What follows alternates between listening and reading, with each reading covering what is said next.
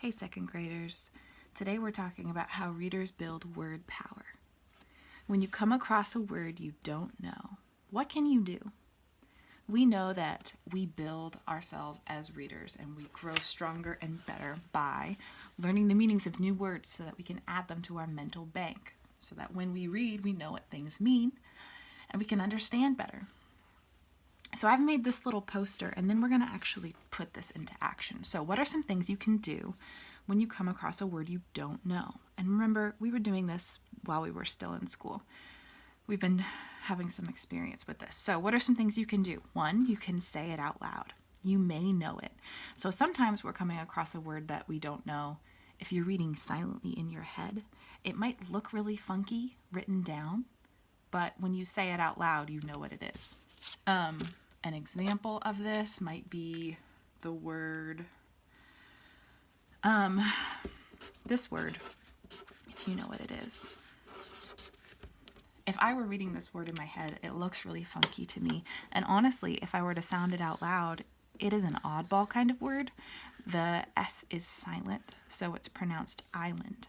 If I'm reading it in my head, or even if I say it out loud, I might say island and I wouldn't know what it was. But something you can always do is there are people around you that you can ask. So always show someone a word and maybe have them say it out loud and you might know what it is. I know this word is island.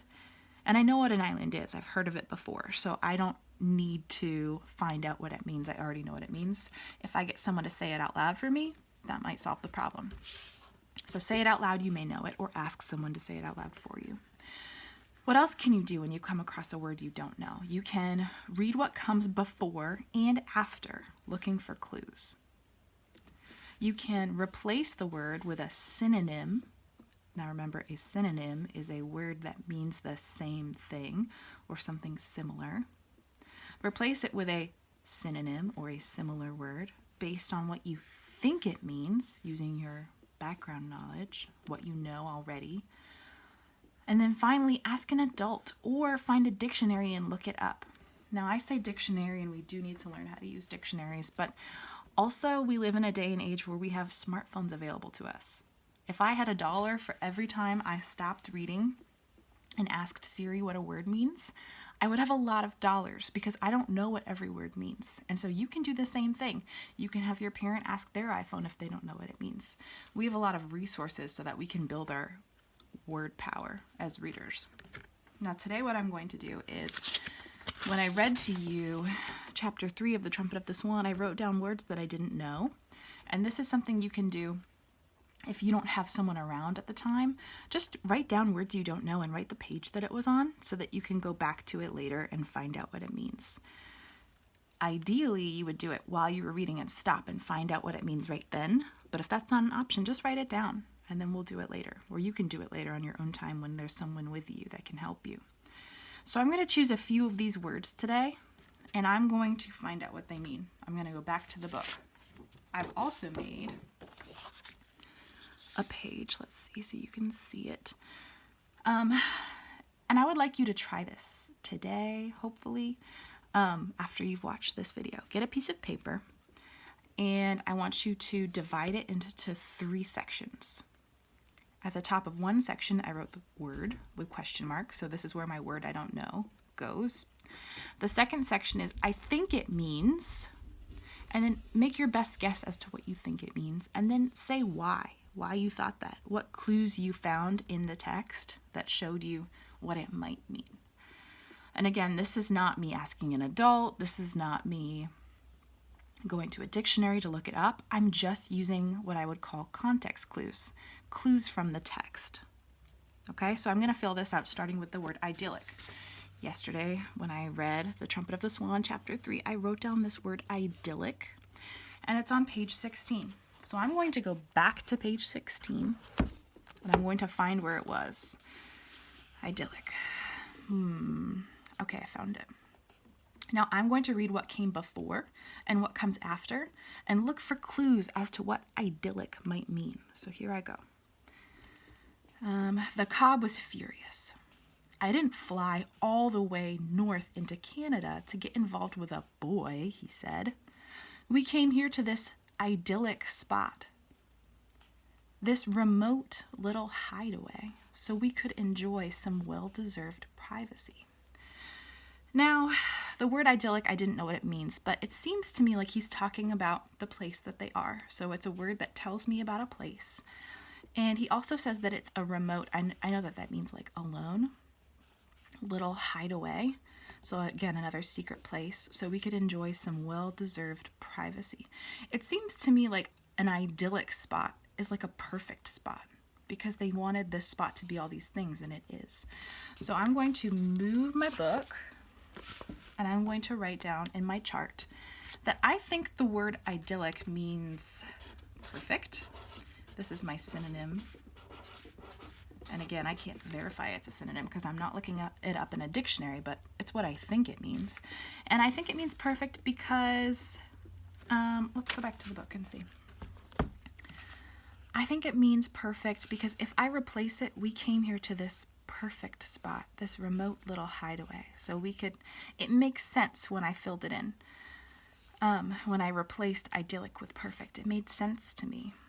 I also think that the way he's talking about the spot seems like it might be perfect. So I think it means perfect because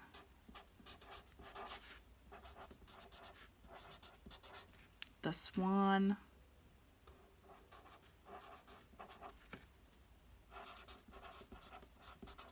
was describing, that means telling, about a perfect spot. The word perfect made sense in place of idyllic. Okay, I'm gonna do another word. Another word that I was looking for was, immense, and that was also on page 16. So let's go back to page 16 and find the word immense.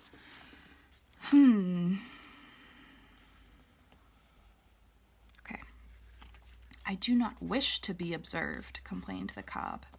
I did not travel all this immense distance into the heart of Canada to be observed. Furthermore, I don't want you to be observed except by me. Okay, so he's talking about a distance. That means how far something is. I did not travel all this immense distance into the heart of Canada to be observed. So it seems to me like he's saying it's a long distance, a long way into the heart of Canada. So that's going to be my guess. My word is immense. I think it means long, or I'm going to say or far, or big, because